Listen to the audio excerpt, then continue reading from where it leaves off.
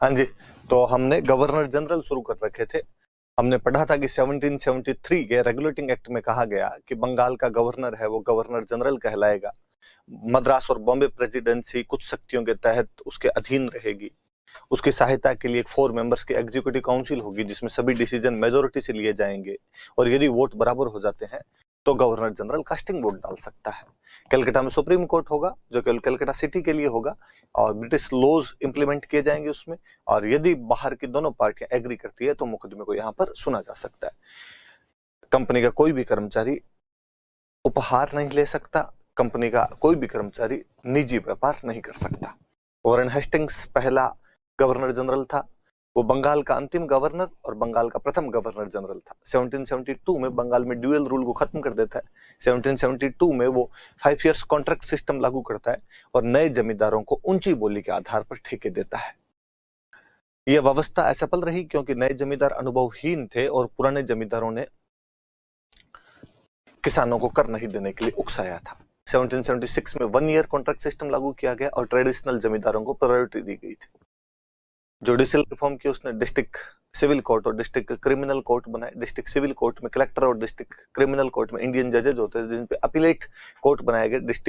सदर civil court और सदर क्रिमिनल कोर्ट बनाए गए थे। 1774 में कलकत्ता के अंदर आपका वो जो सुप्रीम कोर्ट था स्थापित कर दिया गया। एलिजा इम्पे उसके मुख्य न्यायाधीश थे और चैम्बर साइड और ली मिस्टर 3 अन्य सदस्य हुआ करते थे। कानूनों में सुधार का प्रयास तो नहीं किया, पर कानूनों को उसने ट्रांसलेशन करवाया था। फतवाए आलमगीर का ट्रांसलेशन करवाया। कोड ऑफ जेंटू लॉज में हिंदू कानून कंपाइल किए गए। डाइजेस्ट ऑफ हिंदू लॉ जो कि विलियम जोन्स और कॉलब्रुक के द्वारा लिखी गई थी, हिंदू कानूनों की एक पुस्तक थी। विलियम जोन्स 1784 में कलकत्ता में एशियाटिक सोसाइटी ऑफ बंगाल बना था, जिसका उद्देश्य एंशिएंट इंडियन लिटरेचर का यूरोपियन लैंग्वेज में ट्रांसलेशन करना था। चार्ल्स विल्किंस गीता का ट्रांसलेशन करता है। कहा जाता है कि वॉरेन हेस्टिंग्स ने अवध की बेगमों से धन लूट लिया था।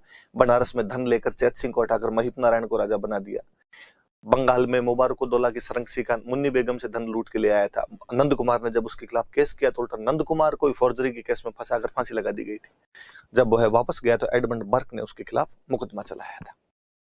फिर हम पढ़ रहे थे लॉर्ड कॉर्नवालिस, जो कि हेस्टिंग्स के कामों को आगे बढ़ाता है। 1790 में 10 इयर्स कॉन्ट्रैक्ट सिस्टम लागू करता है तथा ट्रेडिशनल जमींदारों को ठेके दिए जाते हैं। 1793 में इस व्यवस्था को परमानेंट कर दिया गया, इसलिए इसे स्थायी बंदोबस्त या परमानेंट सेटलमेंट कहते हैं।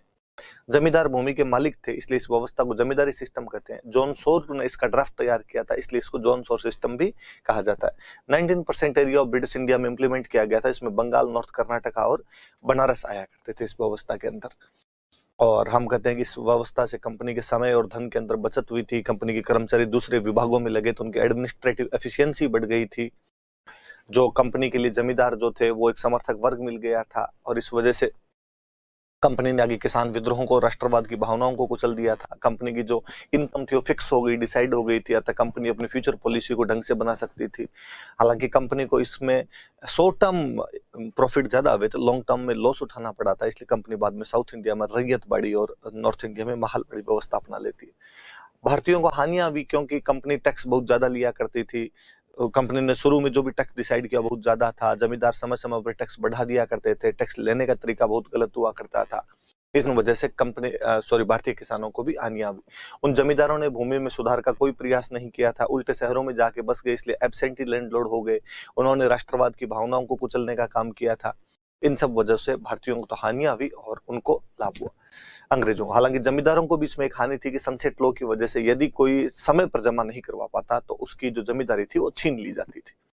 फिर हमने पढ़ा कि कॉर्नवालिस जुडिशियल रिफॉर्म करता है, और जुडिशियल रिफॉर्म के तहत वो क्या करता है, तो उसने एक तो जो कलेक्टर से सिविल मामलों में जो न्यायिक अधिकार थे वो छीन लिए, और उसने दीवानी मामलों का पूरा एक सीरीज बनाया। 50 रुपए तक के मामले मुंसिफ कोर्ट, 100 रुपए तक के मामले रजिस्ट्रार कोर्ट, 200 रुपए तक के मामले डिस्ट्रिक्ट सिविल कोर्ट, आपके 1000 रुपए तक के मामले प्रोविंशियल सिविल कोर्ट, 5000 तक के मामले सदर सिविल कोर्ट, और 5000 से ऊपर का मामला है तो आपको लंदन जाना पड़ेगा प्रिवी काउंसिल के अंदर।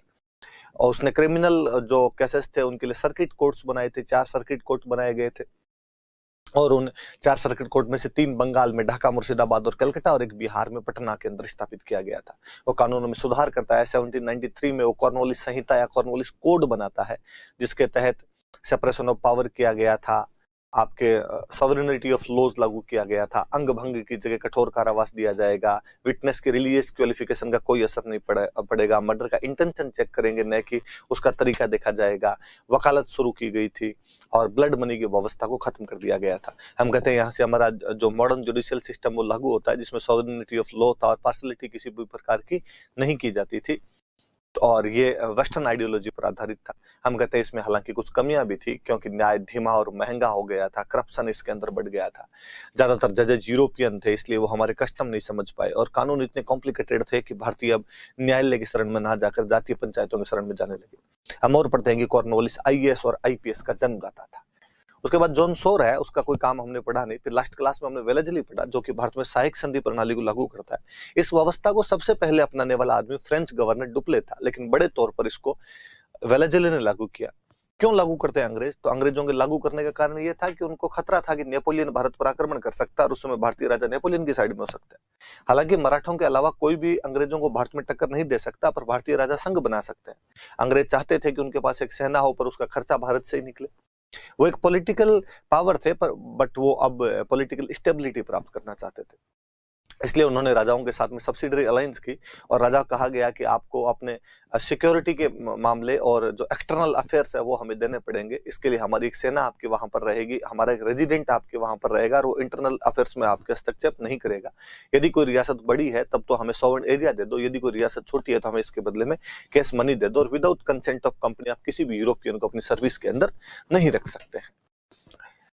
हम कहते हैं कि हैदराबाद, मैसूर, तंजौर, अवध और पेशवा ने शुरुआती सालों के अंदर ही अंग्रेजों के साथ संधियां कर ली थी। इन संधियों से अंग्रेजों को कई फायदे हुए कि नेपोलियन का खतरा खत्म हो गया, भारतीय रियासतों के संघ बनाने का खतरा खत्म हो गया, वो भारतीय खर्चे पर अपनी सेना बनाने में सफल रहे, अंग्रेजों को अपने साम्राज्य विस्तार का मौका मिला, क्योंकि बड़ी रियासतें उन्हें संप्रभु एरिया दिया करती थी। अंग्रेजों को युद्ध क्षेत्र और व्यापार क्षेत्र दोनों अलग अलग हो गए थे। भारत के महत्वपूर्ण स्ट्रेटेजिक लोकेशन जीते थे, उन पे अंग्रेजों का कब्जा हो गया था। अंग्रेज जो थे वो भारतीय रियासतों के बीच में अब मीडिएटर बन गए थे, पंचायतियां करते थे वो, और जो आपका रेजिडेंट था वो आंतरिक मामलों में हस्तक्षेप भी करने लग गया था। फिर हम पढ़ रहे थे कि भारतीय रियासतों ने हालांकि सुरक्षा तो प्राप्त कर ली, पर स्वतंत्रता खत्म हो गई थी। बहुत अनडिजर्विंग जो किंग्स थे उनको प्रोटेक्शन दिया गया, इससे जनता का शोषण हुआ अपने आप में। अंग्रेज बहुत ज्यादा पैसा लिया करते थे, इसलिए भारतीय राजा बहुत जल्दी उनमें आर्थिक दिवालिया हो गए थे। राजाओं की विलासिता बढ़ गई, इसलिए वो टैक्स बढ़ा दिया करते थे, इसलिए जो आपके किसान विद्रोह है वो शुरू होने लग गए थे। और रेजिडेंट आंतरिक मामलों में हस्तक्षेप करता था, इसलिए प्रत्येक रियासत में सत्ता के दो केंद्र बन गए थे, राजा और रेजिडेंट के रूप में। तो ये हमें हानियां हुई थी उनकी वजह से। फिर हमने कहा कि वेलेस्ली ने कलकत्ता में एक फोर्ट विलियम कॉलेज स्थापित किया था कि जो नॉन मिलिट्री ऑफिसर है उनको ट्रेनिंग दी जाए, लेकिन थोड़े दिन बाद इसे खत्म करके इंग्लैंड में हेल्बरी नाम की जगह पर ईस्ट इंडियन कॉलेज के नाम से दोबारा खोल दिया गया था। हमने और पढ़ा कि वेलेस्ली खुद को लॉयन ऑफ बंगाल कहा करता था। इतनी चीजें हमने पढ़ी। आप नोटिस कीजिए कि हमने मात्र 7-8 मिनट के अंदर पिछले 3 गवर्नर जनरल का 3 क्लासें, जो कि 1-1 घंटे की 3 क्लासें रही होगी, उनका रिवीजन हमने 7-8 मिनट में कर दिया। मैं चाहूंगा कि आप सब भी इसका इसी प्रकार रिवीजन कर लें, तो चीजें ज्यादा स्थायी रूप से आपके दिमाग के अंदर बैठेगी। चलिए अब इसके बाद हम वापस पढ़ते हैं। वेलेस्ली जब वापस गया तो एक बार फिर एक बंदे को मौका दिया गया, वही लॉर्ड कॉर्नवालिस, जो इससे पहले आपके IAS, IPS, judicial reform, permanent settlement, Cornwallis code खूब सारे लागू किया गया, का एक बार मौका और दिया जाए कॉर्नवालिस को। पर भाग्य को कुछ और ही मंजूर था। कॉर्नवालिस एक ऐसा गवर्नर जनरल है जो भारत में 2 बार गवर्नर जनरल बना था। ये उसकी सेकंड अपॉइंटमेंट थी।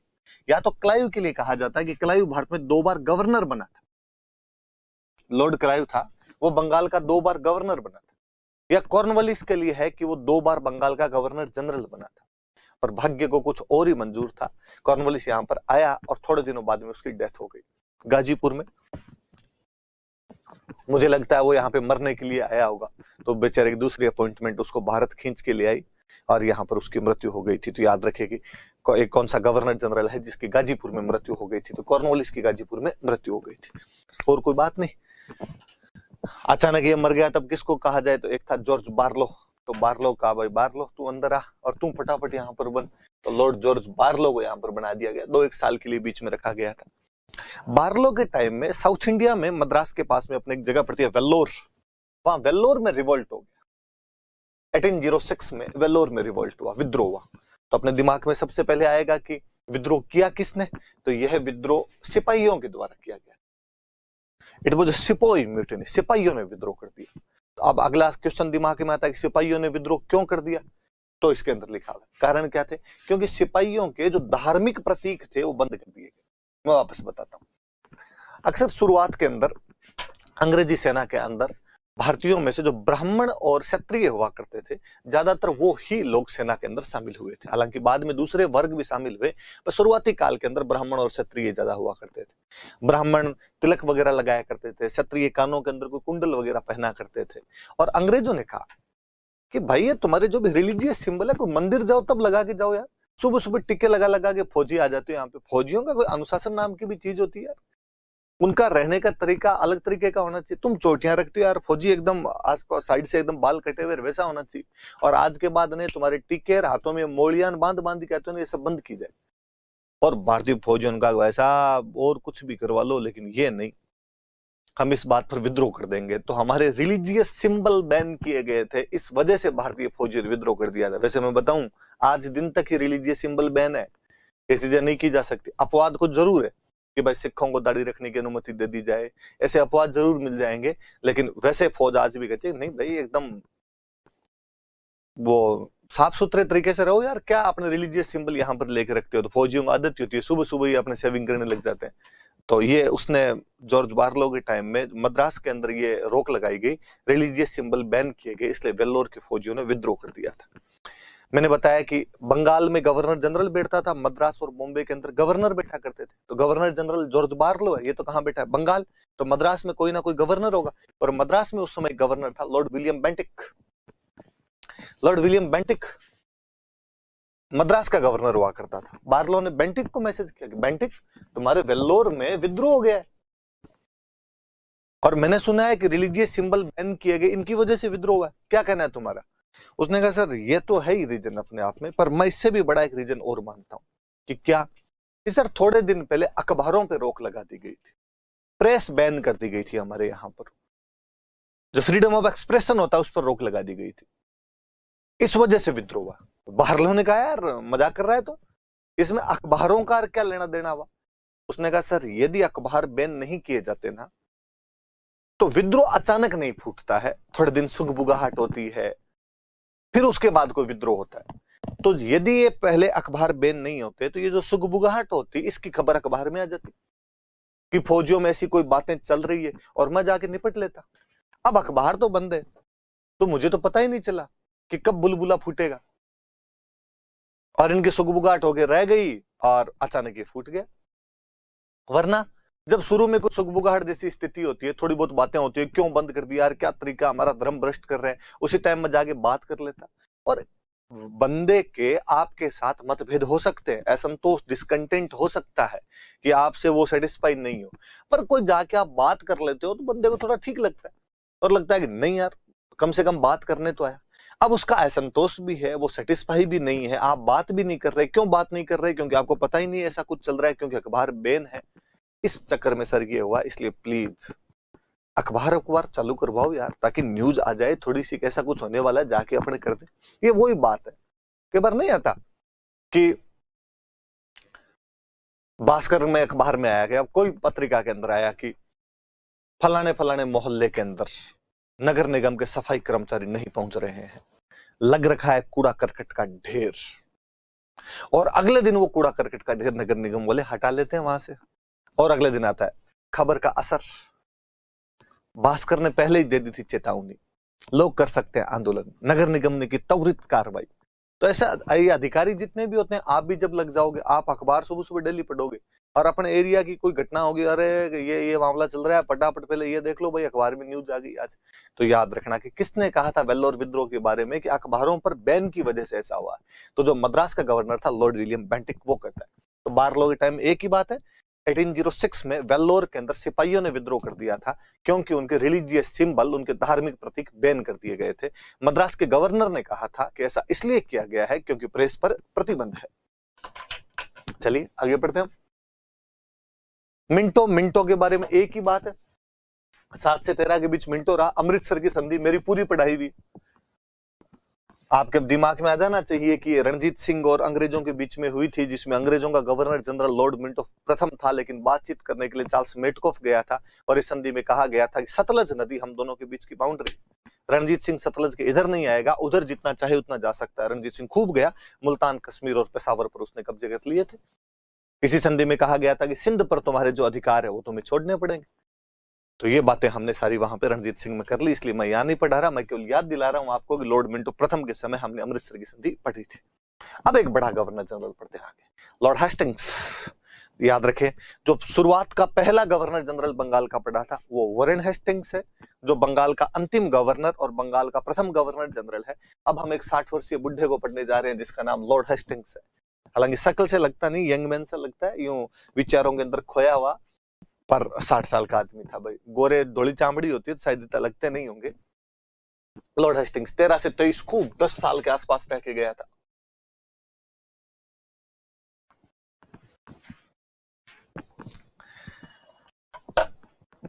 लॉर्ड हेस्टिंग्स के टाइम में नेपाल पर आक्रमण किया गया था। नेपाल की जब अवध पे अंग्रेजों का कब्जा हुआ, अवध के साथ जब संधियां हुई, तो अवध की बाउंड्री नेपाल तक जाया करती थी। तो अब एक तरीके से अंग्रेजों के और नेपाल की बाउंड्री आपस के अंदर छूने लग गई। बाउंड्री छुएगी तो थोड़े बहुत पड़ोसियों के साथ में किचर पिचर हुए बिना रहे नहीं, और अंग्रेजों ने अटैक कर दिया, नेपाल पर अटैक कर दिया। तो 1814 से 16 के बीच में प्रथम अंग्रेज नेपाल युद्ध है। पहला अंग्रेज नेपाल युद्ध हुआ था 1814 से 16 के बीच में। नेपाल को हरा दिया गया अंग्रेजों द्वारा और उनके साथ एक संधि की गई जिसका नाम है सगोली की संधि।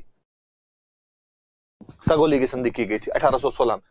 16 में युद्ध समाप्त होगा तो 16 में उनके साथ एक संधि कर ली गई। सिंपल याद रखना, कोई पूछेगा कि सगोली की संधि किस किस के बीच में हुई थी, तो सगोली की संधि अंग्रेजों के और नेपाल के बीच में हुई थी। इस बार जब ये नेपाल वाला मैटर चल रहा था, भारत और नेपाल के रिश्ते जब खराब हुए थे, तो इस सगोली की संधि की वजह से ही खराब हुए थे कि उसमें जो बाउंड्री मानी गई थी, तो नेपाल कहता है कि नहीं थोड़ी सी इधर मानी गई थी, भारत कहता है थोड़ी सी उधर मानी गई थी। आप और ज्यादा इसको अच्छा से देखना चाहो तो विजय सर का एक वीडियो यूट्यूब के ऊपर पूरा भारत नेपाल संबंधों पर पड़ा हुआ है, तो आप और ज्यादा अच्छे से जान पाएंगे उसमें। अपने हिस्ट्री के काम की बात इतनी कि नेपाल पर आक्रमण करने वाला गवर्नर जनरल कौन था, तो वो लॉर्ड हेस्टिंग्स था। 1814 टू 1816 तक हुआ है और नेपाल को हराकर उनके साथ एक संधि की गई जिसका नाम है सगोली की संधि। सगोली की संधि कर ली गई थी। क्या है देखो, मैं बताऊं, मुझे बड़ी अच्छी लगती है सगोली की संधि।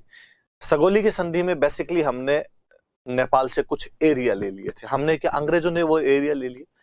मैं और सिंपल शब्दों में इस बात को बता दूं तो मैं ये कह दूं कि उन्होंने नेपाल से हिमाचल प्रदेश और उत्तराखंड ले लिया था। हिमाचल प्रदेश और उत्तराखंड के इलाके उस समय नेपाल के पास में हुआ करते थे। अंग्रेजों को लगा कि यार अपने पास कुछ ऐसे एरिया हो जिनमें थोड़ी ठंड वगैरह पड़े, थोड़े पहाड़ी एरिया हो तो अपने रहने के लिए ठीक रहे। बाकी पूरा भारत गर्म, भारत पड़ा एकदम, चामड़ी बढ़ जाया करती थी बापड़ों में।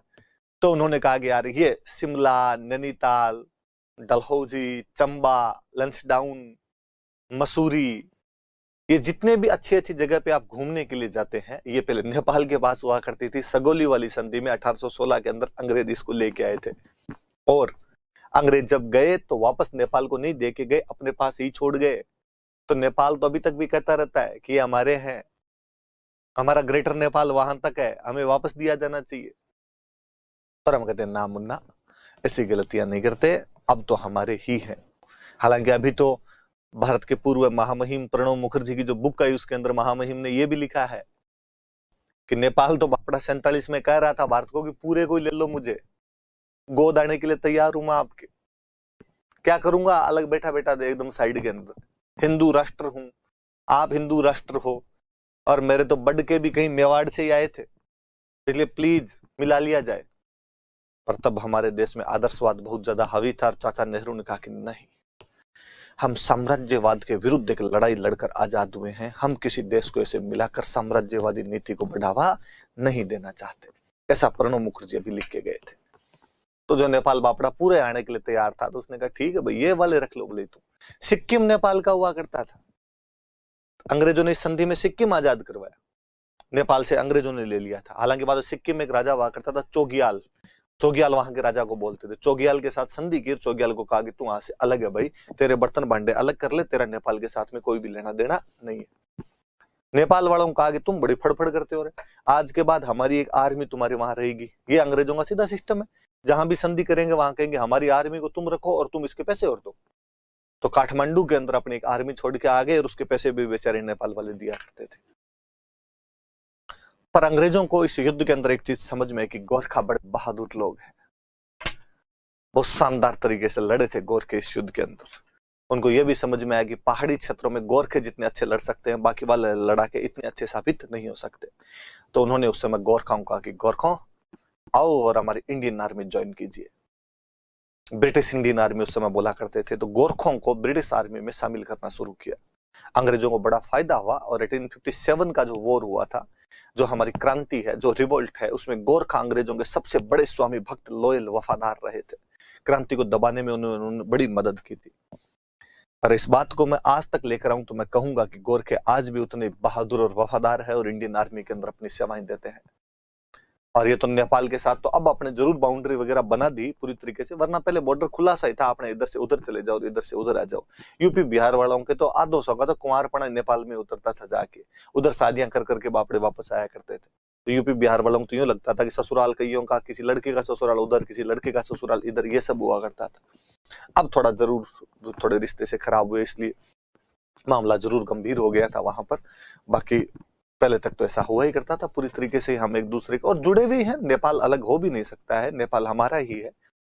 तो ये सगोली वाली संधि याद रखना कि नेपाल के कई पर्वतीय प्रदेशों पर अंग्रेजों ने कब्जा कर लिया था, हिली एरियाज। जो फूटरी फूटरी जगह आपको याद आए, जहां आप जाना चाहते हो, भले अब जाना चाहो, भले कोई शादी के बाद जाना चाहो, वो तमाम जो शिमला, कुल्लू, मनाली, आपको जो जो अच्छा लगता है, आपकी इच्छा होगी स्नोफॉल में, वहां पर आप एक दूसरे पर बर्फ उछालते हुए फोटो खिंचवाएंगे, वो तमाम जगह नेपाल से हमने दी थी।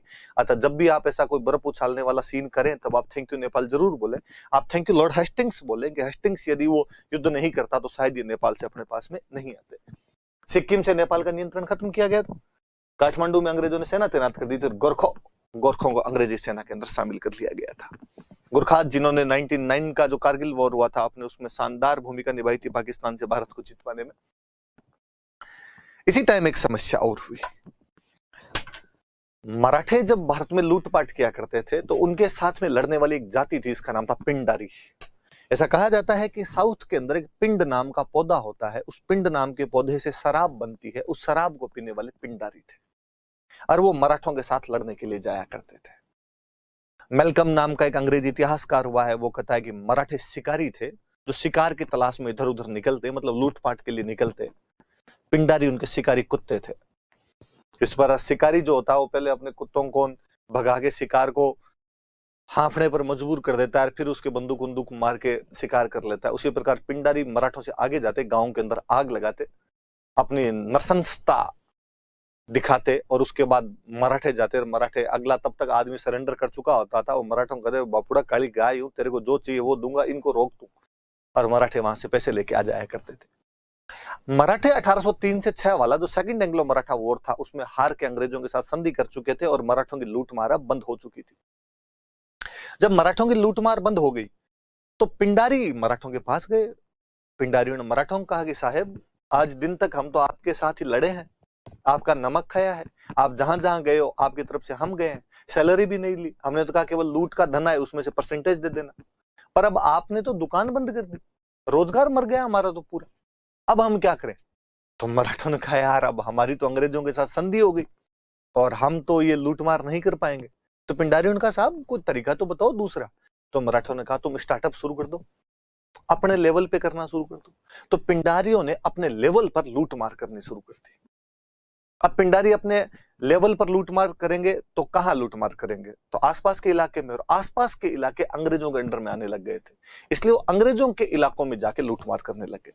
लॉर्ड हेस्टिंग्स गवर्नर जनरल हुआ करता था। लॉर्ड हेस्टिंग्स ने पिंडारियों को कहा कि मान जाओ रे, हमारी तरफ मत आया करो, हमारी प्रजा के किसी के हाथ ही लगा दिया ना तो हम हाथ काट देंगे तुम्हारे। सुरक्षा व्यवस्था नाम की चीज होती है, ये जो तुमने सीख रखा है ना, चलते ही किसी के थप्पड़ मार के राहगीर से जो तुम रुपए छीन छीन के लाते हो, नहीं, हम नहीं होने देंगे हमारे यहाँ पे।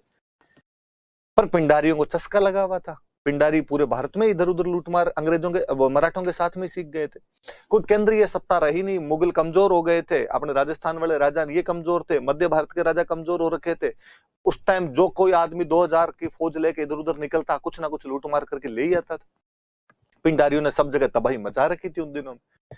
अंग्रेज इस मामले में बहुत भले बेचारे, इन पिंडारियों के चंगुल से जनता को बचाया तो उन्होंने बचाया था। हालांकि मुझे कभी नहीं समझ में आया कि भारतीय इतने भोले कैसे हो जाते हैं। और बाकायदा सलमान खान ने एक मूवी बनाई थी वीर, और उसके अंदर इन पिंडारियों को बहुत बहादुर और उस टाइप से दिखाने की कोशिश की गई जो अंग्रेजों के खिलाफ लड़े थे। अंग्रेजों के खिलाफ लड़ने वाला प्रत्येक व्यक्ति को देशभक्त नहीं था। इनकी लूटमार बंद करवा दी थी, और लूटमार बंद करवाना जरूरी था, इससे जनता को सर्वाधिक फायदा हुआ है, शांति सुकून से रहने लगे। वरना ये कोई मिनक थोड़ी थे यार, चलते गांव को जलाते हुए आया करते थे, हर कहीं लूट मार करते, बहन बेटियों को ये नहीं बख्शा करते थे। लॉर्ड हेस्टिंग्स आर्मी लेके निकलता और उसने कहा बंदा खुद आएगा, मैं खुद आर्मी लेके निकलूंगा पिंडारियों का उन्मूलन करने के लिए। तो याद रखना कि पिंडारियों का उन्मूलन, पिंडारियों को डी रूट करने वाला कोई बंदा था, तो वो कौन था? Lord Hastings. तो उसने कहा नदर्न आर्मी से तो मैं खुद ही आ रहा हूं। और साउथ की साइड से उसने एक टॉमस हिस्लोप हुआ करते थे, टॉमस हिस्लोप को कहा हिस्लोप तुम साउथ से जाओ, नॉर्थ से मैं जा रहा हूं। पिंडारियों को भगा भगा के मारा, बहुत भयंकर तरीके से मारा गया पिंडारियों को। पिंडारियों का उन्मूलन किया था। 4 नेता हुआ करते थे पिंडारियों के, एक थे चितू, एक था वासिल मोहम्मद, एक था करीम खान, एक था अमीर खान। 4 नेता थे, नाम याद रखना, चितू, वासिल मोहम्मद, करीम खान और अमीर खान। 4 नेता हुआ करते थे। अंग्रेज जब पीछे पड़े तो बेचारा चितू भाग के जंगल में चला गया। कहां जाए छुपने के लिए, कोई जगह तो चाहिए। जंगल में चितू को मिला चीता, और चीते ने चितू को कहा कि चितू तुम मेरा नाम कैसे रख सकते हो? कहते हैं चीता उसको खा गया था। वास्तव में मजाक नहीं है, आपको लगेगा चित्तू चीता सर यूं ठीक मजाक कर लेते हैं, वास्तव में चित्तू को चीता खा गया था।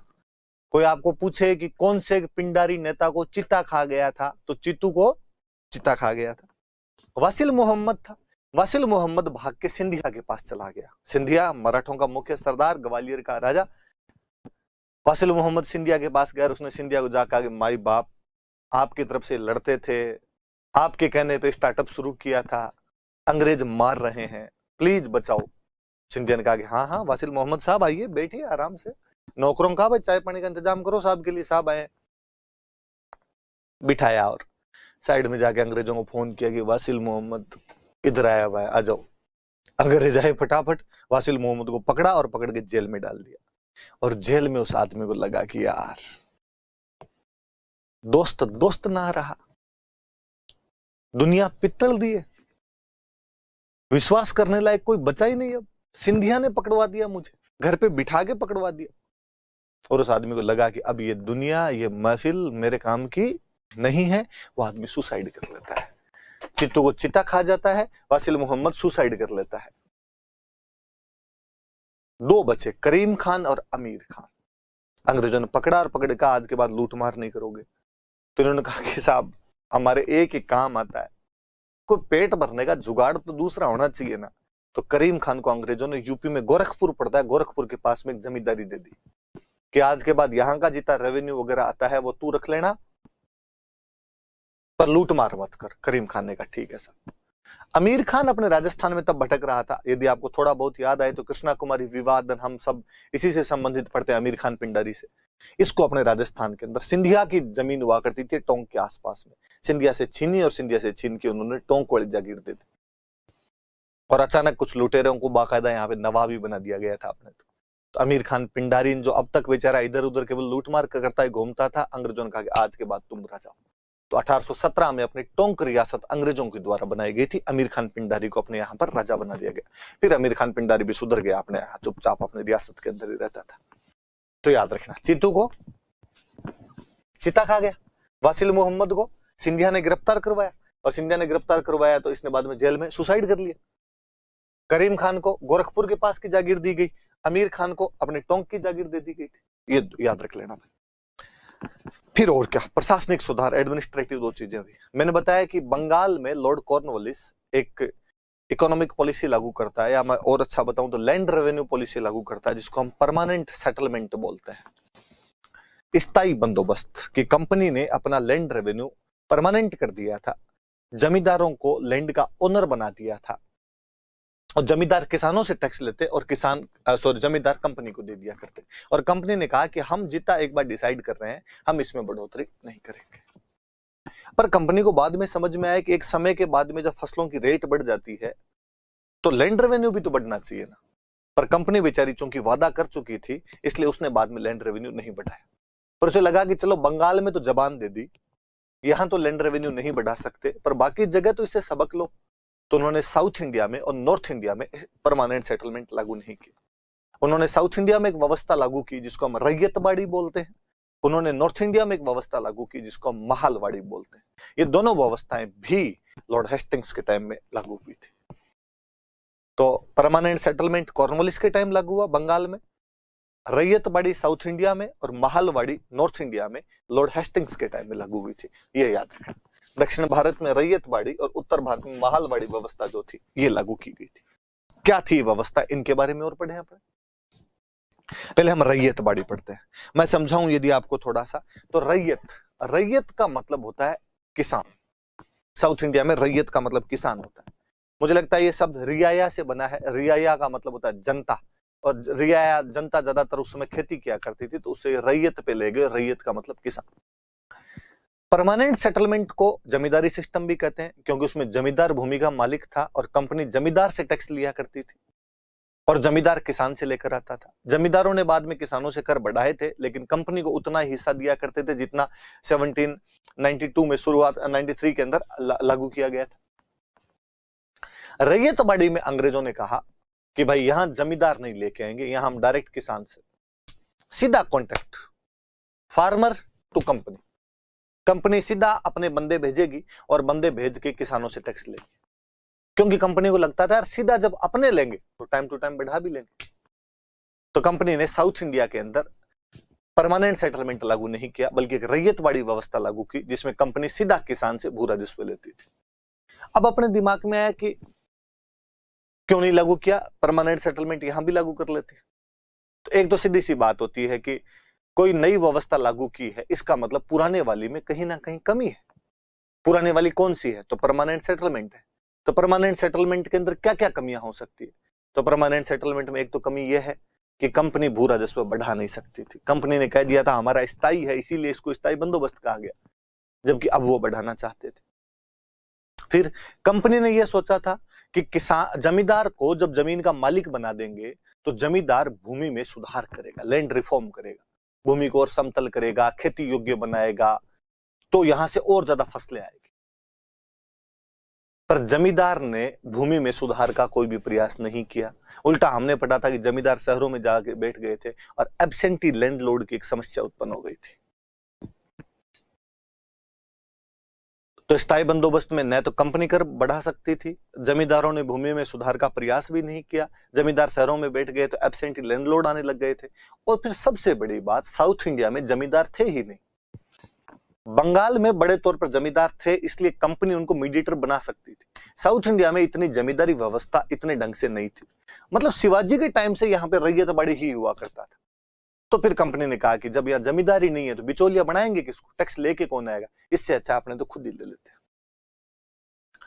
इस व्यवस्था को हम, हालांकि जब मैं बता रहा हूं कि लॉर्ड हेस्टिंग्स के टाइम में लागू किया गया था, पर यह व्यवस्था लॉर्ड हेस्टिंग्स से भी पहले एक्सपेरिमेंट करके साउथ इंडिया में देखी गई थी।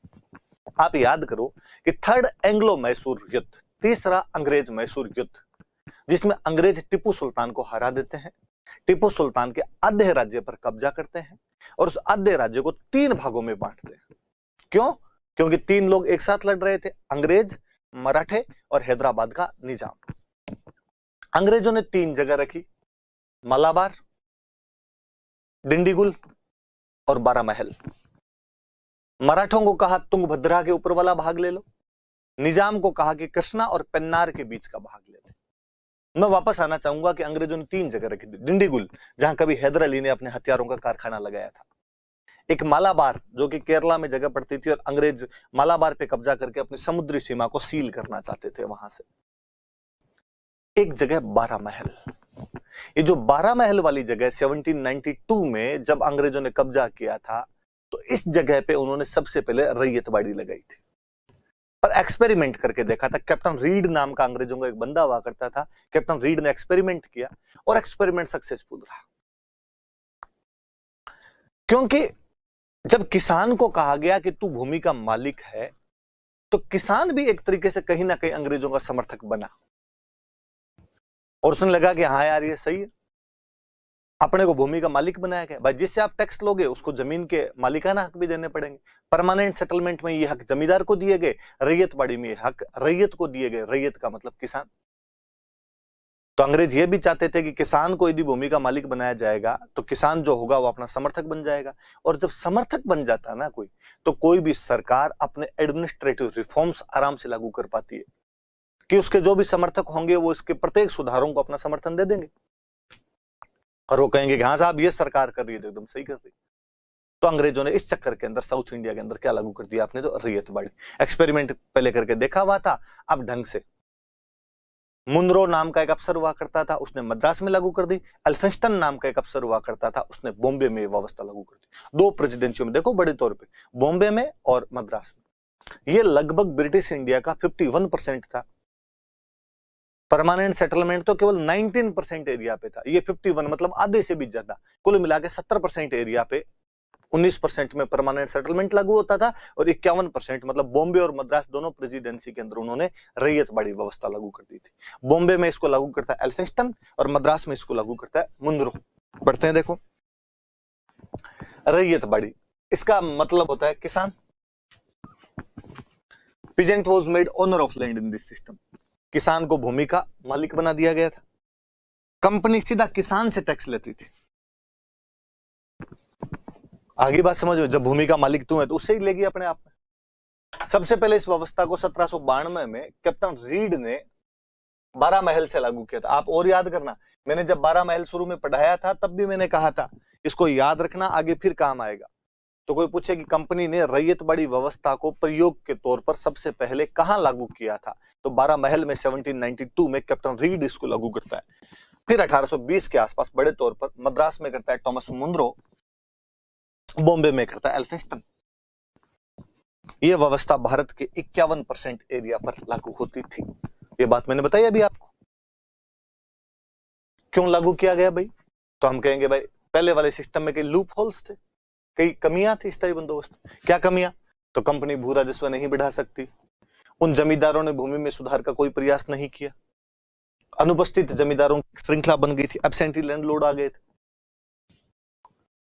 दक्षिण भारत में जमींदारी प्रथा थी नहीं, जमींदारी नहीं थे तो बिचौलिया बनाते किसको, कंपनी किसानों का समर्थन प्राप्त करना चाहती थी। इन सब वजह से किया गया था। अच्छा, इसमें से ड्रॉबैक क्या गया, मैं थोड़े चलो इसके फायदे भी बता देता हूं आपको भाई, क्या फायदे हुए इस व्यवस्था के। हम इसके लाभ पढ़ लेते हैं। रैयत बाड़ी व्यवस्था के लाभ इसमें नहीं लिखे हुए, मैं बता दूं।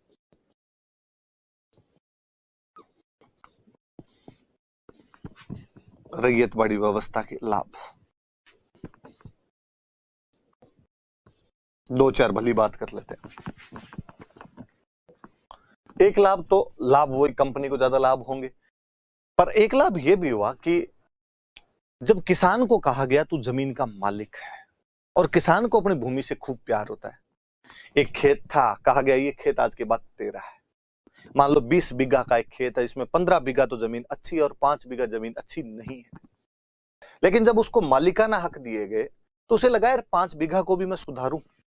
और हम आज भी देखते हैं, अपने में से ज्यादातर लोग किसान परिवारों से हैं, और हम देखते हैं कि खेत के अंदर एक कोई टुकड़ा ऐसा होता है जहां पर फसल नहीं होती, पर फिर भी हर साल कोशिश करते हैं कि यार यहां पर भी कुछ थोड़ा बहुत हो जाए। कभी मिट्टी को इधर से डाल के उधर डालो, कभी इसमें खाद डालो, कभी पानी डालने की कोशिश करोगे, यार थोड़ा बहुत भी कुछ होगा तो होगा। मतलब किसान अपनी भूमि को अनफर्टाइल नहीं रहने देना चाहता, उसको फर्टाइल बनाना चाहता है। तो किसानों ने जो भी बंजर भूमि थी, उसर भूमि जो भी थी, जो फर्टाइल लैंड नहीं थी, उसको फर्टाइल बनाने का प्रयास किया। एक फायदा तो यह हुआ कि किसानों ने बंजर भूमि को और आपके उर्वर बनाने का फायदा, वो बंजर भूमि को उर्वर भूमि बनाने की कोशिश की। उर्वर भूमि बनाने की कोशिश करेंगे तो कहीं ना कहीं फसलें ज्यादा होगी, फसलें ज्यादा होगी तो अंग्रेजों को भी टैक्स ज्यादा मिलेगा। तो इसमें कहीं ना कहीं किसानों को भी फायदा हो रहा था और अंग्रेजों को भी फायदा हो रहा था। फिर दूसरा, अंग्रेजों को एक समर्थक वर्ग मिल गया, एक सपोर्टर क्लास मिला अंग्रेजों को, समर्थक वर्ग मिला कि जब किसान को कहा गया तू भूमि का मालिक है, तो किसान को मजा आया इस बात में। और किसान ने कहा यार इन लोगों ने हमें ये चीज दी है, तो उन्होंने एकदम अंग्रेजों के पक्ष में नारेबाजी की कि यार ये बात सही। और जब जो किसान है वो अंग्रेजों के समर्थक बने, तो अंग्रेजों ने अपने एडमिनिस्ट्रेटिव रिफॉर्म्स आसानी से लागू कर दिए। अंग्रेज अपने प्रशासनिक सुधार लागू करने में कामयाब हुए कि जिस सरकार के पास में समर्थन ढंग का होता है वो सरकार फिर कोई भी चेंज करती है तो लोग मान लेते हैं, क्योंकि उसके समर्थकों की संख्या ज्यादा होती है, और कि नहीं भाई ये कर रहे हैं तो ये लोग सही कर रहे हैं। तो 2-3 लाभ, हालांकि अंग्रेजों की किसी व्यवस्था के ज्यादा लाभ तो नहीं बताने होते अपने को, पर 2-3 अपने बता दो कि बंजर भूमि को उर्वर भूमि बनाने के किसानों ने प्रयास किए थे। अंग्रेजों को एक समर्थक वर्ग मिला किसानों के रूप में, इसलिए अंग्रेज अपने प्रशासनिक सुधार लागू करने में आराम से कामयाब हो गए थे। अब अपने को तो गालियां निकाल दी अंग्रेजों को, जितनी गालियां निकाली जाए। अब कमियां बतानी देखो अपने को, तो अपने कमियां बता देते हैं। मैं यूं ही बताता हूं, वही वापस थोड़ा सा दिमाग लगाना, इनमें कोई ज्यादा बड़ी बात है ही नहीं, कमियां बतानी। टैक्स की बात है, क्या किसान से कंपनी सीधा टैक्स लेगी, क्या क्या हो सकता है टैक्स में कमियां? तो एक तो हम कहते हैं भाई टैक्स ज्यादा होता था, रेट बहुत ज्यादा रखते, और कह दो कि जब जी में आती तब बढ़ा देते। दो तो सीधी सीधी बात होगी कि कर बहुत अधिक था तथा समय समय पर उसे और बढ़ा दिया करते थे। तो अब इन सबसे ज्यादा होने से और समय समय पर और बढ़ाने से किसान का शोषण होगा, या किसान को मजा आ जाएंगे कि हाँ मजा आ रहा है और बढ़ा दो टैक्स तो हमारा शोषण होगा, तो ये कमी होगी अपने आप के अंदर। फिर पहले जब भी जमींदार राजा जब भी टैक्स लिया करते थे तो टैक्स लेने का तरीका होता था फसल जो उगाई है वही टैक्स के रूप में दे दो। बाजरा हुआ, मान लो टैक्स कितना भी है, मैं कह दूं कि 1/3 टैक्स लेते हैं, तो मेरे मान लो 60 क्विंटल बाजरा हुआ, तो राजा के आदमी आते कहते 20 क्विंटल साइड में रख दो, ये राजा का हिस्सा है, मैं 20 क्विंटल उनको बाजरा दे देता। अब अंग्रेजों ने कहा बाजरे का क्या करें, मनी मनी, अपना सपना मनी मनी है, नकदी ला, तो अंग्रेज नकदी के अंदर लिया करते, केस में लेते। और किसान अब कैश कहां से लाए, जब उसकी फसल बिकेगी तब उसके पास में कैश आएगा, अब फसल बिकने में टाइम लगता और वो डेट मान लो पहले ही आ जाती टैक्स जमा करवाने की, तो फिर किसान किसके पास जाता, साहूकार के पास, जो पैसे वाला बाणिया होता, लाला होता, उसके पास जाता। और फिर आपने पुरानी भारतीय फिल्मों के अंदर देखा है कि एक बार जो लाले से पैसे लेके आ गया, साहूकार से पैसे लेके आ गया, एक बार जब उसका अंगूठा लग गया, उसके बाद ब्याज पर ब्याज, ब्याज पर ब्याज, चक्रवर्ती ब्याज लगता जाता था और किसान कभी उससे बाहर नहीं निकल पाता था। तो मुझे तो इस किसान आंदोलन जो अपने चल रहा है उसमें एक ये बड़ी जोरदार सी अजीब सी बात लगती है कि पहली बार मैं ये देख रहा हूं कि किसान साहूकारों के पक्ष में है, और वो कह रहे हैं कि साहूकार खत्म नहीं होने चाहिए, ये साहूकार हमारे काम आते हैं। जबकि भारत के तमाम आंदोलनों में, तमाम पुस्तकों में, तमाम फिल्मों में, तमाम जनमानस में साहूकारों के, बिचौलियों के, आड़तियों के प्रति दुर्भावना है। कभी भी किसान इनको अच्छा नहीं बताता कि नहीं ये बीच में पैसे खा जाते हैं, ये हमारे ब्याज ज्यादा लगाते हैं, धोखाधड़ी करते हैं, खूब सारी ऐसी बातें की जाती है। इस बार मैं पहली बार देख रहा हूं कि किसान करेंगे नहीं, हम साहूकारों के साथ खड़े हैं। और तो मैं दिन सुन रहा था, वो पंजाबी सिंगर रणजीत बावा, उसका तो बाकायदा वो भाषण दे रहा था, वो कह रहा था ए आड़तियों दे नाल साडा पुराना नाता हैगा, इन्हां दे नाल साडे पुराने रिलेशन है। एग्जैक्टली रिलेशन तो जब से किसान है तब से आड़तियों के साथ उसका रिलेशन रहा होगा, लेकिन पहले तो तमाम गानों के अंदर आपने इनको गालियां निकाली है, पहली बार आपका इतना नजदीकियां देखने को मिल रही है, तब लगता है कि ये रिश्ता क्या कहलाता है। और ना मुझे एक बात याद आती है कि कर्नल पाउलेट, एक अंग्रेज अफसर हुआ करता था, जोधपुर पोस्टिंग थी पाउलेट की, और पाउलेट एक बार जोधपुर के गांव में घूमता घूमता चला गया।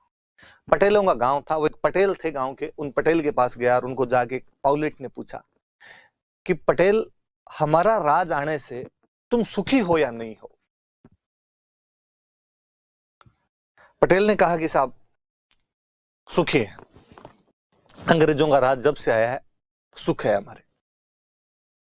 पर यार एक चीज थोड़ी सी बुरी लगती है, क्या कि आपके आने से सब तरफ सुख शांति हो गई है, दंगा फसाद लड़ाई झगड़ा नहीं है, ये सुखी वाली बात है। पर आप जब तक नहीं आए थे तो मराठे लूटमार करने के लिए आया करते थे, तो लूटेंगे किससे, जिसके पास कुछ होगा।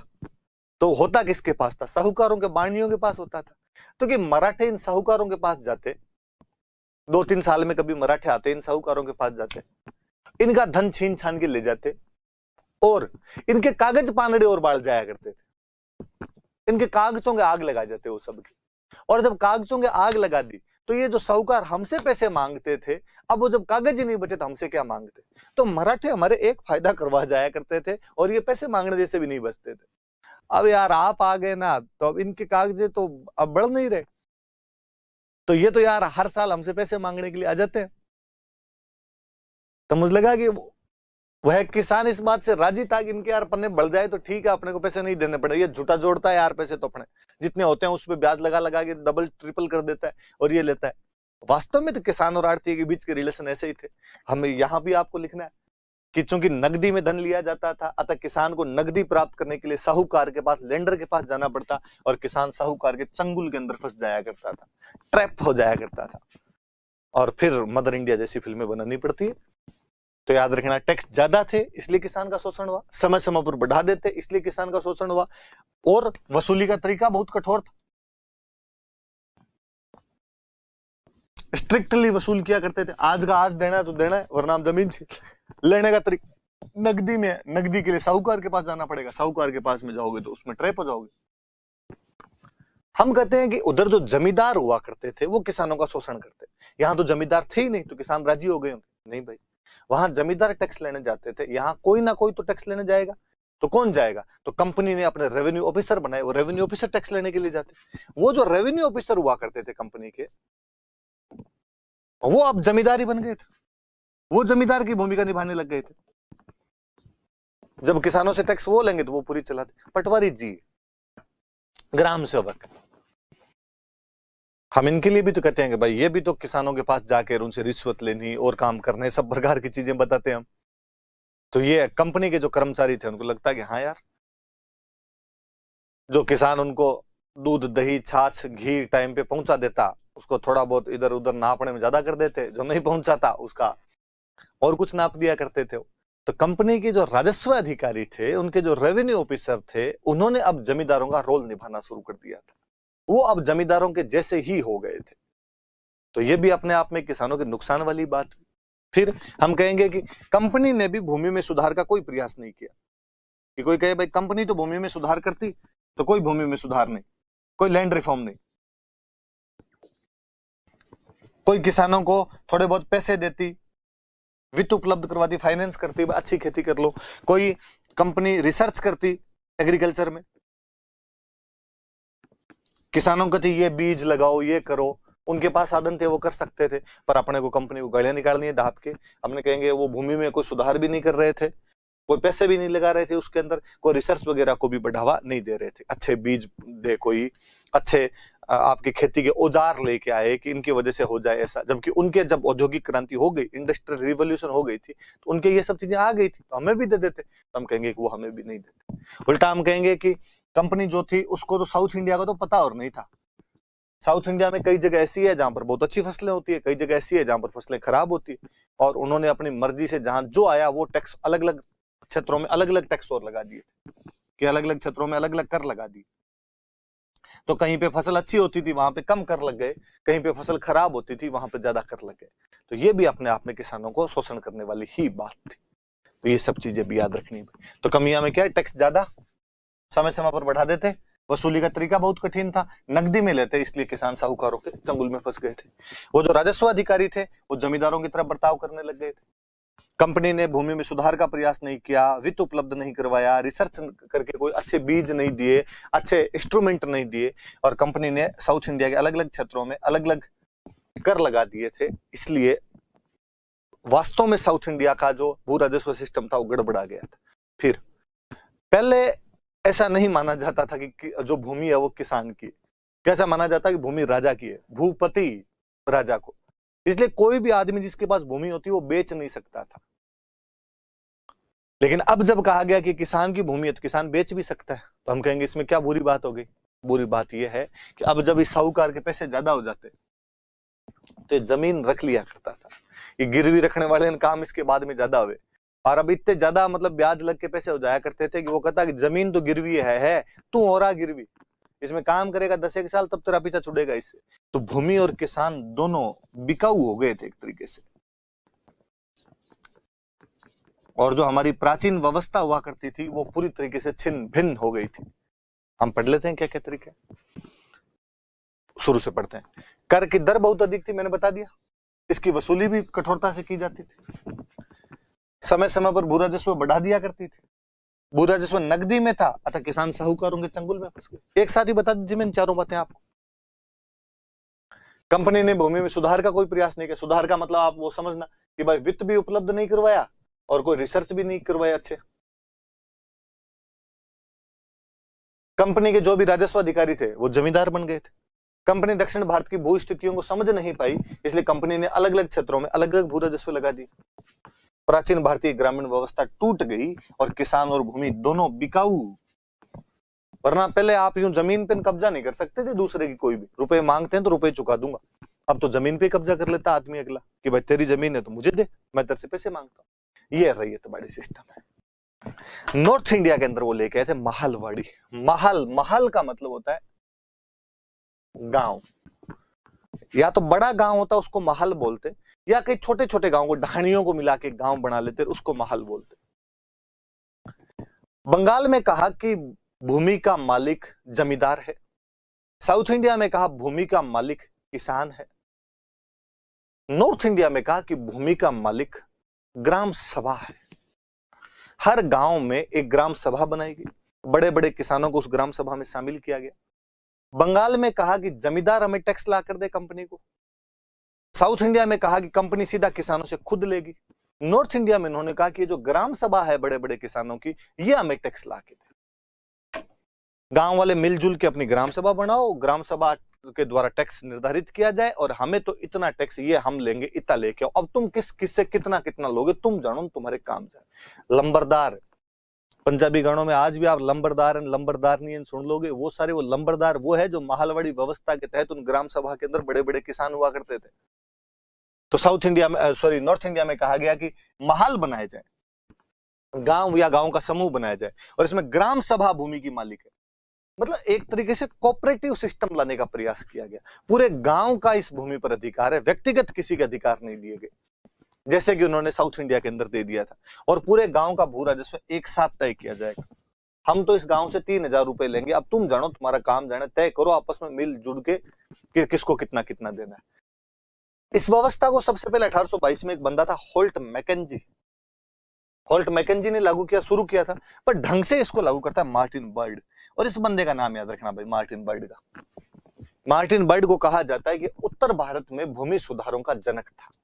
Father of land reforms in north India कोई था तो वो मार्टिन बर्ड था। होल्ट मैकेंजी शुरुआत करता है, मार्टिन बर्ड ने ढंग से इसको इंप्लीमेंट किया था, ढंग से इसको लागू किया था। कौन सी व्यवस्था को? तो महलवाड़ी को। उत्तर भारत में भूमि सुधारों का जनक था। ऊपर वाला इलाका जो उत्तर पश्चिम सीमा प्रांत बोलते हैं, वहां पर जो अफसर इसको लागू करता है उसका नाम था जेम्स थॉमसन। नाम याद रख लेना, कोई पूछ लेगा। यहां पर इनमें जब भू राजस्व वो निर्धारित किया गया तो दो चीजों का ध्यान रखा गया। लैंड रेवेन्यू में दो चीजों का ध्यान रखा गया। एक तो भूमि की उत्पादकता, प्रोडक्टिविटी ऑफ लैंड। जो भूमि ज्यादा प्रोडक्टिव है वहां से ज्यादा टैक्स ले लो, जो भूमि कम प्रोडक्टिव है वहां से कम टैक्स ले लो। एक फसल का बाजार भाव, जिन फसलों की रेट ज्यादा है वहां से ज्यादा टैक्स लिया जाए, जिन फसलों की रेट कम है वहां से कम टैक्स लिया जाए। दो चीज, प्रोडक्टिविटी ऑफ लैंड और मार्केट प्राइस ऑफ क्रॉप, इन दो चीजों का ध्यान रखा गया था।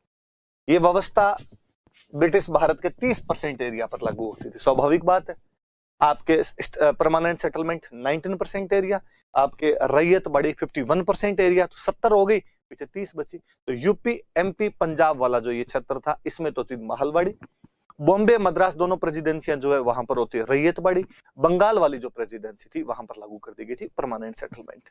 परमानेंट सेटलमेंट में लॉर्ड कॉर्नवालिस के टाइम में भी जॉन सोर उसका ड्राफ्ट तैयार करता है। यहाँ पे साउथ इंडिया वाली लॉर्ड हेस्टिंग्स के टाइम में भी थॉमस मुनरो मद्रास में, और एल्फिंस्टन जो था वो उसको बॉम्बे में लागू करता है। ये भी लॉर्ड हेस्टिंग्स के टाइम में है। होल्ट मैकेंजी शुरू करता है, मार्टिन बर्ड ने और आगे बढ़ाया था, जेम्स थॉमसन ने उत्तर पश्चिम सीमा प्रांत में लागू की थी। उसमें भूमि का मालिक जमींदार था, उसमें भूमि का मालिक खुद किसान था, यहाँ पे भूमि का मालिक ग्राम सभा थी। अपने कमियां बतानी, हम कहेंगे कि साहब साउथ इंडिया के अंदर जो जमींदार थे वो किसानों का शोषण करते क्योंकि भूमि का मालिक वह था। सॉरी, बंगाल में। साउथ इंडिया में कंपनी के जो राजस्व अधिकारी होते, जो रेवेन्यू ऑफिसर होते, वो अब जमींदार बन गए थे, वो किसानों का शोषण करते। यहाँ पे तो ग्राम सभा थी, पर हम कहेंगे साहब ग्राम सभा में भी बड़े बड़े किसान थे। उन बड़े किसानों का दबदबा था और वो बड़े किसान भी जमींदारों की तरह ही बर्ताव करते थे। तो बड़े किसानों का कब्जा था और वे छोटे किसानों की जमीन पर कब्जा कर लिया करते थे। प्रकृति का नियम है भाई, ऊपर वाला नीचे वाले को खाने की कोशिश करेगा। यहाँ बड़े किसान उन छोटे किसानों को तंग करने लगे। फिर वही एक बात, तो जब भी लैंड रेवेन्यू की बात आएगी तो हमेशा ही कहनी है, भूमि की राजस्व की दरें बहुत ऊंची थी, अंग्रेज समय समय पर और बढ़ा दिया करते थे बिना सोचे समझे, भले ही बढ़ाई हो भले ही नहीं बढ़ाई हो, अपने लिखनी है। करें बहुत ज्यादा थी, इसकी वसूली भी बहुत कठोरता से होती थी, ये लिखने में तो क्या ही बुरा लगे। फिर एक और बड़ी बात थी, अब जब गांव वालों को कह दिया कि तुम भू राजस्व ले लो, तो गांव के अंदर एक आधा आदमी कोई पक्का होता जो नागा होता। नागा मतलब बदमाश है ना, नागा का मतलब ये नहीं कि जिंदाबाद रहता था, मतलब बदमाश आदमी होता, और कह देता भाई अपने जो जमा नहीं करवा रहे, जो तुम्हारे मन में है वो कर ले। अब बंगाल में तो कोई मना कर दे कि नहीं दूंगा तो जमींदार के आदमी उठा के ले जाए।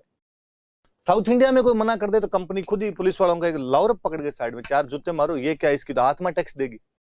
अब जो गांव गांव का ये मामला है और कोई मना कर दे नहीं करूं, तो फिर गांव वाले क्या करें? गांव वाले कहते धूड़ इसके पीछे। कितने रुपए टैक्स था इसका? तो 100 रुपए टैक्स था, तो अपने बाकी वाले परिवार मिल के 5-5 रुपए और दे दो यार, अब नागे आदमी का क्या किया जाए इसका। इससे गांव का सामाजिक सद्भाव टूटने लगा। जब मुझे लगा कि यार पिछली बार इसने मना कर दिया और फिर भी इसकी कोई सजा नहीं हुई, इस बार मैंने मना किया, मैंने कहा नहीं दे रहा मत। ये व्यवस्था भी इसमें थी कि यदि कोई किसान भू राजस्व जमा नहीं करवाता तो उसका भार अन्य किसानों पर पड़ता, जिसके कारण गांव का जो सामाजिक सद्भाव था वो टूट गया था। तो ये भी याद रखना भाई अपने आप में, कमियां मालवाड़ी कमियां याद। उसके बाद लॉर्ड हेस्टिंग्स जब यहां से चला गया तो बीच में थोड़े से टाइम के लिए अस्थायी नियुक्ति की गई थी जॉन एडम्स की। जॉन एडम्स बस 23 में आया था, थोड़े से टाइम के लिए 5-7 महीनों के लिए रहा था। सोचा यार क्या करूं, और कोई बंदे के दिमाग में बात आई नहीं। इसने कहा अखबार बंद करो रे, क्या मतलब है इन अखबारों का? तो इसने अखबार बंद कर दिए थे। और अखबारों में भी एक चीज, राजा राम मोहन राय का एक अखबार आया करता था, पर्शियन लैंग्वेज फारसी भाषा का एक अखबार था, मिरातुल अखबार। मिरातुल अखबार था, फारसी भाषा में आया करता था, और उसने ये बंद कर दिया। आगे हम पढ़ेंगे जब राजा राम मोहन राय पढ़ेंगे, याद रखना कि राजा राम मोहन राय प्रेस की स्वतंत्रता के समर्थक हुआ करते थे, क्योंकि खुद वाला बंद हुआ है। तो उन्होंने कहा साहब बाकायदा फ्रीडम ऑफ प्रेस बहुत जरूरी है, अखबारों पे प्रतिबंध नहीं लगा सकते आप किसी भी प्रकार का। तो ये बात याद रख लेना एक आप, राजा राम मोहन राय और कुछ नहीं।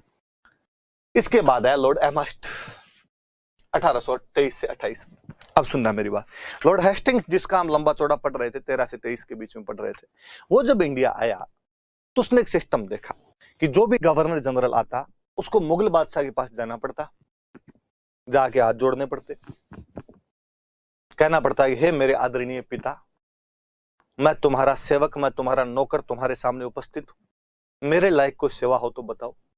जबकि मुगल बादशाह अंग्रेजों की पेंशन पे जी रहा है। 1803 के अंदर अंग्रेज दिल्ली पर कब्जा कर चुके हैं, अंग्रेज पैसे देते हैं तब मुगल बादशाह के शाम को रोटियां बनती है। पर अंग्रेजों को शुरू शुरू में लगा कि यार शुरू में यदि मुगल बादशाह का अपमान वगैरह किया ना तो इंडियन पब्लिक नाराज हो जाएगी, इसलिए उन्होंने कहा कि अपने लोगों को यह दिखाना है कि हम पूरा मानते हैं आपके मुगल बादशाह। तो मुगल बादशाह को पूरे जुआरडे करने पड़ते। लॉर्ड हेस्टिंग्स जब आया तो उसने कहा बकवास है ये मुगल बादशाह, इसको जाके हाथ जोड़ने पड़े। इसको हाथ नहीं जोड़े इसके आसपास के खुद के नौकर, रसोईया इसके कहने पे सब्जी नहीं बनाए, और हम जाके इसके आगे हाथ जोड़ेंगे? अपने से तो हाथ जोड़े जाए कल जोड़े जाए। तो कहा साहब अब मिलने जाओगे तब तो हाथ जोड़ने पड़ेंगे। उसने कहा मिलने ही नहीं जाऊंगा मैं। वो पूरे 10 साल रहा, उसने मुगल बादशाह से मुलाकात नहीं की। उसने कहा मुलाकात करूंगा तो हाथ मिलाऊंगा, गया ही नहीं 10 साल के अंदर। जॉन एडम्स आया, अब एमस्ट आ गया। एमस्ट भी आपके जब पता चला भाई वो पिछला ही नहीं गया तो ये भी नहीं गया, ये आ गया ये भी नहीं गया। तो मुगल बादशाह ने पूछा, अकबर सेकंड अपना मुगल बादशाह हुआ करता था, उसने पूछा कि आजकल गोरे नहीं आते यार, कोई मिलने ही नहीं आता, चेंज होते हैं तो भी नहीं आते। कि सर वो कह रहे हैं कि आएंगे तो अब वो हाथ वाथ नहीं जोड़ेंगे आपके, तो वो कह रहे हैं हम तो आगे हाथ मिलाएंगे। तो मुगल बादशाह ने कहा कोई बात नहीं तो मिला लेंगे, आए तो सही। कि साहब आपको बेइज्जती फील नहीं होगी? मुगल बादशाह ने कहा इससे ज्यादा और क्या बेइज्जती फील करवानी है कि नाम मुगल बादशाह है, मेरे पास ताकत कुछ भी नहीं है। तो फिर लॉर्ड एमस्ट पहला गवर्नर जनरल था जो मुगल बादशाह से बराबरी के स्तर पे जाके मिला था, हाथ मिलाया था। दबाव हेस्टिंग्स का, काम किसका है? एमस्ट के। दोनों क्वेश्चन याद रहने चाहिए। वह गवर्नर जनरल जिसने मुगल बादशाह से बिना बराबरी के मिलने से मना कर दिया था, लॉर्ड हेस्टिंग्स। वह है गवर्नर जनरल जो पहली बार मुगल बादशाह से बराबरी के स्तर पे जाके मिलता है, लॉर्ड एमस्ट। एमस्ट के टाइम में बर्मा वाले थोड़े थोड़े फड़फड़ कर रहे थे, बंगाल की खाड़ी के उधर बर्मा पड़ जाए, इसने बर्मा पे अटैक किया। हेस्टिंग्स नेपाल पे अटैक करके गया था 14 से 16, ये 10 साल बाद 24 से 26 बर्मा पे अटैक कर दिया था और बर्मा वालों के कई नीचे वाले इलाके छीन के लिए आया था। बर्मा वालों ने संधि कर ली यांदबू, याद रखना नेपाल के साथ संधि हुई थी सगोली 16 के अंदर, और बर्मा वालों ने संधि की थी यांदबू 26 में। बर्मा के कई इलाकों पर हमने कब्जा कर लिया था। बड़ी घटना यह हुई कि बंगाल में एक छावनी हुआ करती थी अपने बैरकपुर छावनी हुआ करती। तो बैरकपुर छावनी के फौजियों को कहा गया कि तुम जाओ बर्मा में लड़ने के लिए। बैरकपुर वालों का हाँ पक्का चले जाएंगे साहब, बताओ कब जाना है। कहा भी बस ये बंगाल की खाड़ी में नावें खड़ी है, नाव में चढ़ो और उधर बर्मा पहुंच जाओ। अपने ना साहब, समुद्री यात्रा नहीं करते हम। हमारा धर्म कहता है कि यदि किसी ने समुद्र की यात्रा कर ली धर्म भ्रष्ट हो जाएगा। हम इधर से ऊपर असम, मणिपुर, मेघालय, त्रिपुरा पैदल पैदल पैदल पैदल उधर चले जाएंगे। अंग्रेजों ने कहा दिमाग खराब है, इतना घूम घाम के जाओगे, डायरेक्ट चले जाओ। नहीं साहब, धर्म ही तो बचा है और कुछ है ही नहीं हमारे पास में। तो बैरकपुर छावनी के सिपाहियों ने समुद्री रास्ते से बर्मा जाने से मना कर दिया था और अंग्रेजों के खिलाफ विद्रोह कर दिया था। 47th नेटिव इन्फेंट्री थी वो, जिसके सैनिकों द्वारा ये कारनामा किया गया था। हालांकि अंग्रेजों ने सजा दी थी, खूब सारे लोगों का कोर्ट मार्शल कर दिया गया था उसके अंदर, पर याद रहे कि कौन से युद्ध के समय सिपाहियों ने समुद्री रास्ते से जाने से मना कर दिया था। तो ये बर्मा युद्ध की बात है, फर्स्ट एंग्लो बर्मा युद्ध की बात है, 1824 to 26 के बीच की बात है। कौन सी छावनी के वो सैनिक थे? तो बैरकपुर छावनी के वो सैनिक थे। कौन सी रेजिमेंट के वो सैनिक थे? तो 47th नेटिव इन्फेंट्री हुआ करती थी, उसके वो सैनिक थे। तो बैरकपुर विद्रोह याद रखना। वेल्लोर विद्रोह भी सैनिकों का है, 1806 जो जॉर्ज बार्लो के टाइम में हुआ है। बैरकपुर विद्रोह भी सैनिकों का है, जो आपके फर्स्ट एंग्लो बर्मा वॉर के दौरान लॉर्ड एमस्ट के टाइम में हुआ था। चलिए बाकी हम कल पढ़ेंगे। Thank you.